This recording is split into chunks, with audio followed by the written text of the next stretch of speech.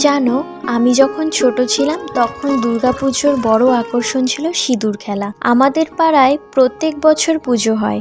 সিঁদুর খেলার দিনটা মনে হতো পুজোর মণ্ডপটিকে গোলাপি রঙে রাঙিয়ে দেওয়া হয়েছে। সকাল থেকেই পুরো পাড়া মেতে থাকতো উৎসবের আমেজে। সিঁদুর খেলার সময় আমরা সবাই মিলে পুজো মণ্ডপে যেতাম। দেবীর পায়ে সিঁদুর লাগিয়ে তারপর মা কাকিমারা একে অপরের গালে কপালে সিঁদুর লাগাতো। সিঁদুর লাগানোর সময় আমার মনে হতো যেন আমরা সবাই এক পরিবার। বড়রা ছোটদেরকে আদর করতেন, ছোটরা বড়দের কাছে আশীর্বাদ নিত।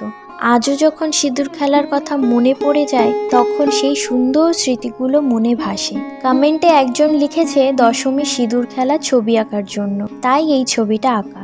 নেক্সট কি ছবি আঁকবো কমেন্টে জানাতে ভুলো না যেন। আর ভিডিওটি ভালো লেগে থাকলে একটি লাইক করে দিও।